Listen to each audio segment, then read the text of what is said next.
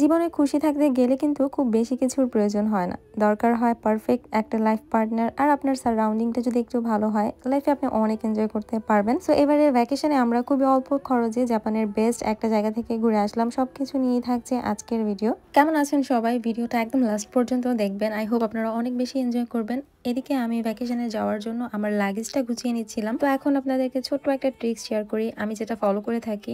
Normally আমরা ভ্যাকেশনে যাওয়ার আগে যারা দেশের বাইরে থাকে টুকটাক তো শপিং সবাই করে, তো শিনেই প্রেফার করে শপিং করা। বাট শিনের ড্রেসগুলো প্রাইসের তুলনায় কোয়ালিটি তেমন একটা ভালো হয় না, একবারের বেশি দুইবার তো পরাই যায় না। সো তার জন্য যেহেতু আমার বাংলাদেশ থেকে প্রত্যেক মাসেই পার্সেল এসে থাকে, তাই আমি শিন থেকে কিছু ডিজাইন ফলো করে ভাবলাম যে গজ কাপড় দিয়ে যদি সেগুলো বানানো যায় তাহলে প্রাইসের তুলনায় কোয়ালিটিটা অ্যাটলিস্ট আমি খুবই ভালো পাবো। সো সেই চিন্তা করে বাংলাদেশ থেকে আমি এই সুন্দর গজ কাপড়টা দিয়ে সামার ফ্রেন্ডলি সুন্দর একটা ড্রেস মেক করেছি, যেটা আপনারা সবাই অনেক বেশি পছন্দ করেছেন। আমি ছবি পোস্ট করার সাথে সাথে অনেক বেশি কোয়ারিজ এসেছে যে ড্রেসটা কোথা থেকে নিয়েছি।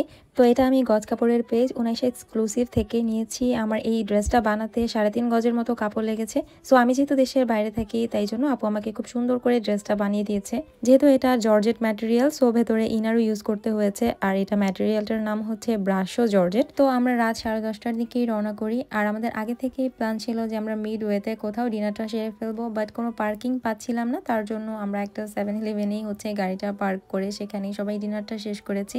আর সেদিনের এই মজাদার বিরিয়ানি রান্না করেছিল হাসান ভাই। তো যাই হোক, ডিনার শেষ করে গাড়িতে উঠে এক ঘুম দিয়েই সকাল।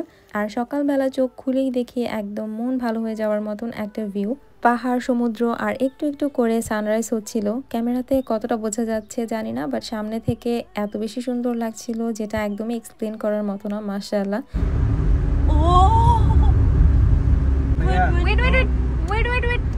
ওয়েট কোনো রাস্তাই তো নাই। ফগ লাইট আনচালামো। মেঘের মধ্যে আশেপাশে সব দুনিয়ার সবকিছু সাদা। भाई ये दे रहा है, इमरजेंसी बटन दे रहा है, दिया चला गया। ঘুরে অভিজ্ঞতা হচ্ছে ওরে মুরা কি করে এইগুলো এর কমেডি কন্টেন্ট ক্রিয়েটর, বুঝছো? ভিডিওটা অন করে কিছু আর কইতে পারলো না, বন্ধ করে আইছে। কি রে কিছু কইতে পারছ না? ডামিয়ন গার দেখাইছে সবাই বিবাহিত না, কিন্তু একটু আমাদের সিঙ্গেল এনজয় করতে হয় না। বউটো রাইট খাইয়া খালি ঘুরবেন, তাহলে দেখবেন একটা আলাদা একটা মজা লাগতো না। তারা নাকি সিঙ্গেল না, ওই লেগে বউটো ছাড়াছাড়ি হয়ে যায় না, এলে আমাদের তো এক গেমে দেন আমরা চলে যাই আমাদের ফার্স্ট যে স্পট আমরা ভিজিট করব সেখানে। আর এটার নাম হচ্ছে কাওয়াজে ওয়াটারফল। এর আশেপাশে কিন্তু আরো অনেক অনেক সুন্দর স্পট আছে। সো এখানে ম্যাপে সুন্দরভাবে ডিরেকশন দেওয়াই আছে। আপনারা এখানে চাইলে গাড়িটা পার্ক করে বিভিন্ন স্পট হেঁটে ভিজিট করতে পারবেন। সো আমরাও আমাদের গাড়িটা এখানে পার্ক করে বেশ কিছুটা পথ হেঁটে হচ্ছে মেইন স্পটে যেতে হবে। সো আমরা প্রথম যেখানে যাচ্ছি সেটা হচ্ছে একটা ওয়াটারফল। আর যেতে যেতেও কিন্তু ভিউটা অনেক বেশি সুন্দর এনজয় করতে পারবেন। অ্যান্ড হ্যাঁ, আরেকটা কথা, এখানে কিন্তু পার্কিং একদম ফ্রি। অ্যান্ড আপনারা এখানে যাওয়ার আগে অবশ্যই কিন্তু স্লিপার নিয়ে যাবেন, কারণ নর্মাল জুতো পরে এখান দিয়ে যাওয়া একটু রিস্কি। আর এই সমস্ত জায়গাগুলোতে যেতে হলে অবশ্যই ট্রাই করবেন একটু আর্লি মর্নিংয়ে যাওয়ার, নয়তো একটু দেরি করলেই প্রত্যেকটা জায়গা অনেক বেশি ক্রাউডেড হয়ে যায়। সো আমরা গিয়েছিলাম একদম তখন বাজে সকাল 6টা কি 7টা। আর যে কোনো জায়গাতে গেলে অনেক বেশি মানুষ থাকলে কিন্তু একদমই ভালো লাগে না।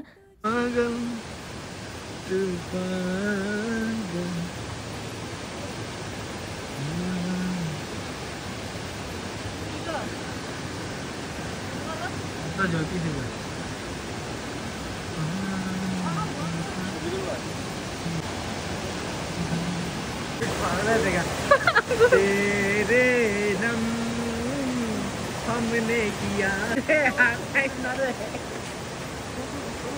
জাপানে আমি আছি মাত্র 1.5 বছর হয়েছে, আর এই 1.5 বছরে মাশাআল্লাহ এত এত সুন্দর জায়গা দেখেছি। জাপান আসলে অনেক বেশি সুন্দর একটা দেশ। আর আমাদের এই ঘোরাঘুরির ভিডিও দেখে এত এত মানুষ আমাদেরকে কমেন্ট করে, মেসেজ করে যে আপু আপনারা এত সময় কিভাবে পান। আমরা তো জাপানে প্রায় 10-15 বছর যাবত থাকি, বাট আমরা হাজব্যান্ড ওয়াইফ কোথাও যেয়ে একটু রিল্যাক্স করার মতো টাইম পাই না। আপনারা এত বেশি ঘোরাঘুরি করেন। সো তাদের জন্য বলছি, লাইফটাকে এনজয় করার জন্য সব থেকে ইম্পর্টেন্ট যে বিষয়টা সেটা হচ্ছে আল্লাহর ব্লেসিংস আর সেম মেন্টালিটির পারফেক্ট একজন লাইফ পার্টনার পাওয়া, যেটা কিনা আল্লাহর ব্লেসিংস স্বরূপ আলহামদুলিল্লাহ আমরা পেয়েছি। তাই জন্য লাইফটাকে এত সুন্দরভাবে এনজয় করতে পারছি। তো অনেকটা জায়গা হেঁটে আসার পর এই মেইন স্পটে এসে আবার আমরা জুতো চেঞ্জ করে একটু ফটোশ্যুট করে নিলাম। আর আপনারা কিন্তু অবশ্যই কমেন্ট করতে ভুলবেন না যে আমার ড্রেসটা কেমন লাগছিল।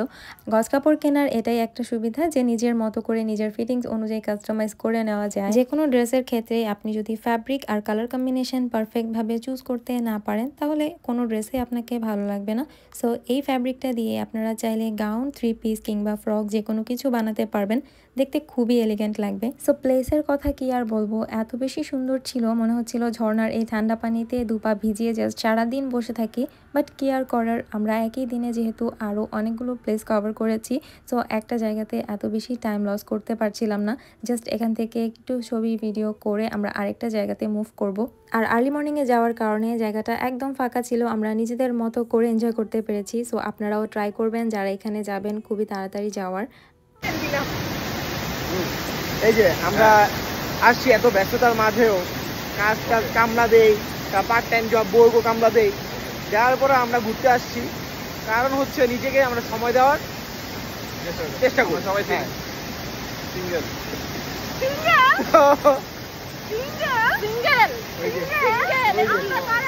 আমার বামার দোকান আল্লাহ।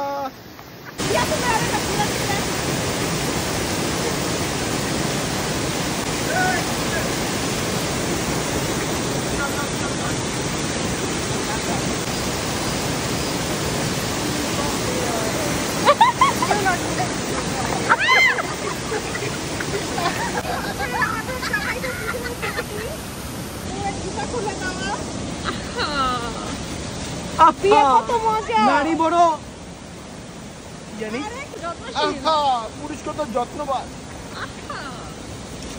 সো কেমন লাগলো আজকের ভিডিও কমেন্ট করে জানাবেন। দেখা হবে নতুন ভিডিওতে নতুন কোনো সুন্দর প্লেসে। তো সে পর্যন্ত সবাই ভালো থাকবেন, সুস্থ থাকবেন, অ্যান্ড সবাই আমাদের জন্য অনেক অনেক দোয়া করবেন। 100 টাকা ঢুকাইবেন, ঢুকাইয়া উইশ করবেন যে আল্লাহ আমি আমাকে যেন জয় ভাইয়ের একটা সুন্দর বউ, জয় ভাইয়ের সুন্দর একটা যেন বউ হয় আর একটা ভালো চরিত্রবান বউ হয়। তো এটা আমরা দোয়া করে ওই জায়গায় ওই জায়গায় ফালাই দেবো। ওই জায়গায় যদি পড়ে তাহলে জয় ভাই একটা সুন্দর একটা ভালো একটা বউ পাইবো, আর যদি না পারে তাহলে পাইবো না।